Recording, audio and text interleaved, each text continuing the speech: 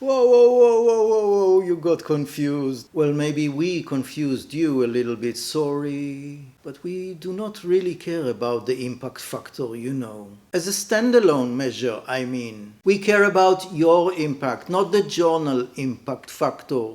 We seek to estimate your influence in science because it is important for us to know what the contribution your thoughts made and what your findings have contributed to the wider academic community. Journal rankings? Who cares? They are only a proxy. They are what we call a substitute index. And we use a substitute index because it is really difficult to measure your direct influence or impact in science. It is difficult to see how your findings or your thoughts work in the heads, or better yet, appear in the writing of other scientists. Therefore, we have no choice but to use a proxy, a substitute index that brings us closer to what your influence in science is. Hello, I am Professor Gad Yair, and in my YouTube channel or in my course, Land Your Academic Career, you will learn everything you need to know about academia and science careers. I provide you with tips, suggestions, and recommendations along with information on new trends in higher education. My course, the link to which is given below, goes deeper and takes a more practical and serious approach. Join me on your journey to land your academic career. True, many in academia are really confused.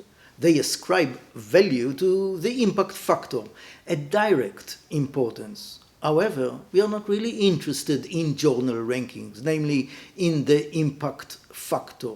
Instead, we want to understand and appreciate your contribution to the scientific community. The only convenient tools to bring us closer to this aim are those metrics, but we do not seek them out per se. So let me explain what a substitute index is and why we were confused about switching between goals and means. Let me give you an example. Government funding of schools in some countries uses a substitute index for achievements. The Ministry of Education was not really interested in indicators such as country of parents' education or in the number of years of parents' schooling per se. The index was merely a proxy index, a substitute index. But the index was close enough to the phenomena that the Ministry of Education sought to correct, that is, to reduce achievement gaps between populations. The index served as a tool to predict achievement gaps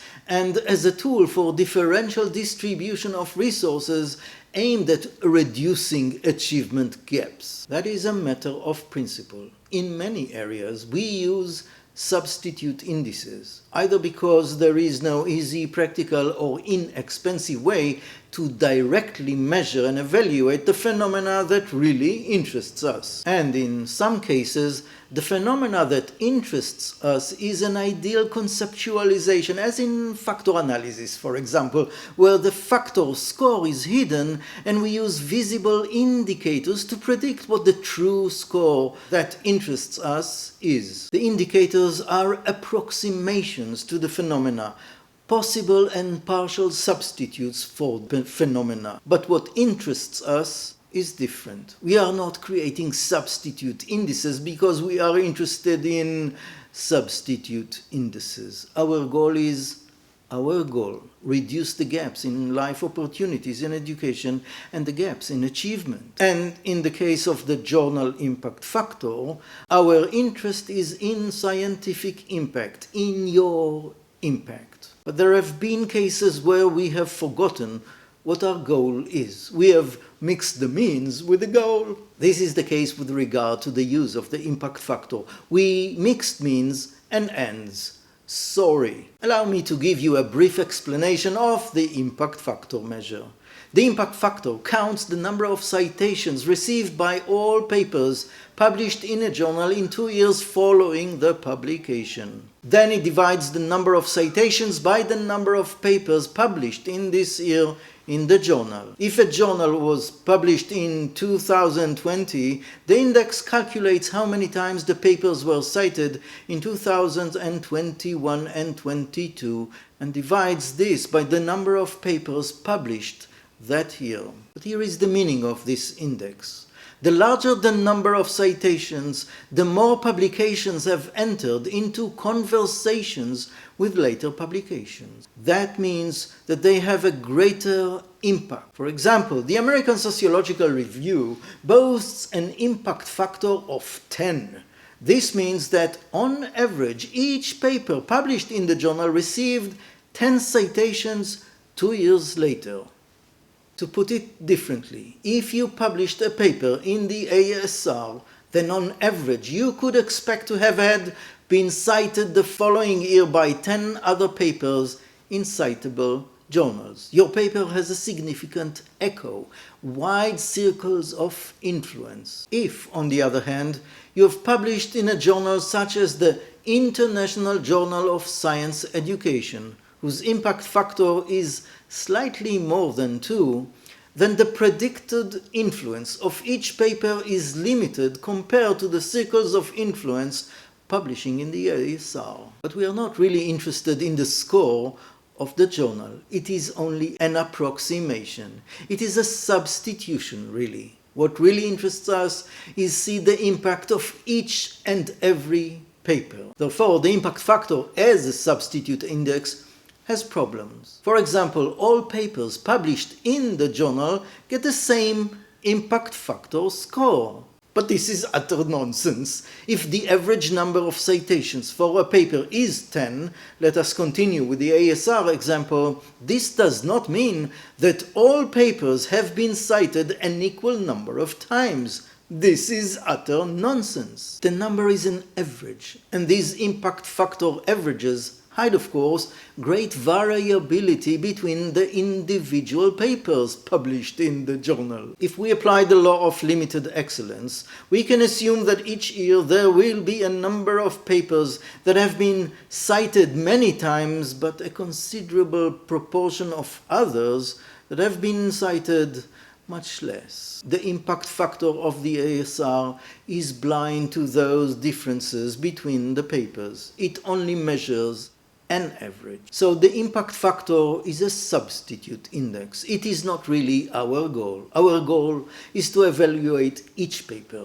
your specific paper, not the average of the journal. However, attaining this aim is expensive, complicated, and impractical. So we use the impact factor as a substitute index. There is more confusion about the impact factor that is worth mentioning. Some people see in the index the level of difficulty of the journal, meaning that if you manage to publish a paper in the ASR, you probably overcame much higher barriers than those of, for example, the International Journal of Science Education. We assume that the rejection rate is much higher at the ASR. Maybe there is a correlation between the percentage of manuscript rejection and the impact factor, but maybe not. These are two different phenomena, two distinct phenomena.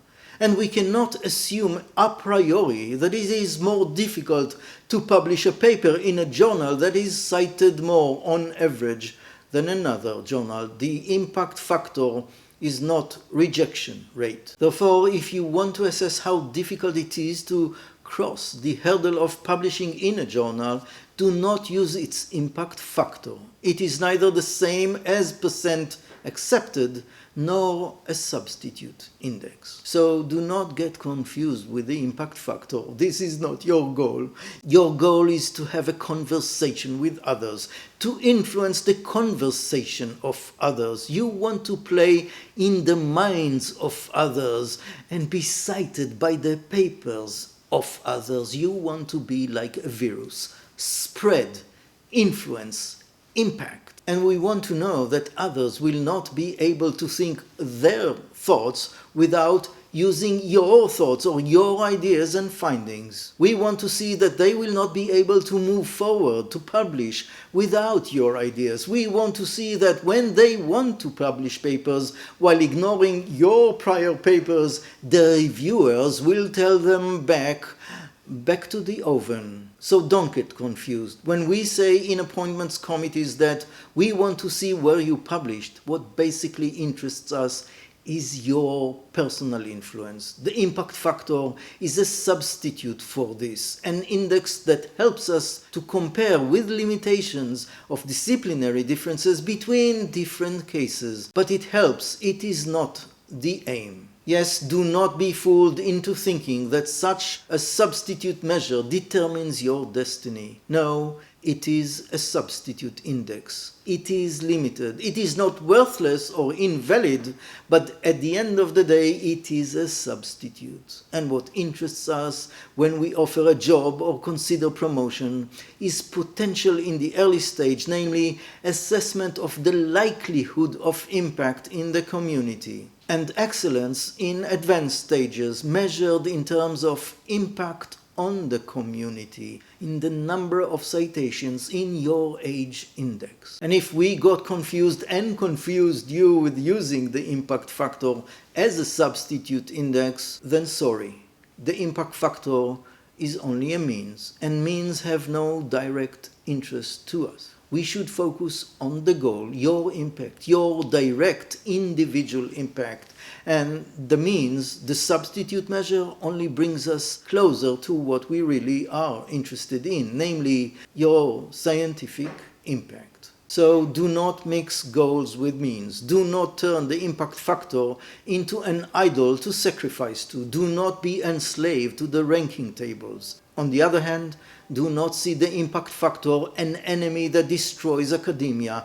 Do not go out for unnecessary campaigns against the impact factor. Look at the impact factor as a proxy. It's only a substitute index. So again, do not forget, your goal is to get into the thoughts of others. And entering into the thoughts of others is primarily attained through participating in networks of others. You cannot sit alone with your scientific toys and think that you will have some influence on science. But on the topic of social networks, let us talk in another context. Did you get here? Respect. Please click the like button and sign up for this channel. Together we will improve your prospects for landing an academic career. Clicking the link to my course below would transform your life. Click now. Until next time, I am Professor Gad Yair.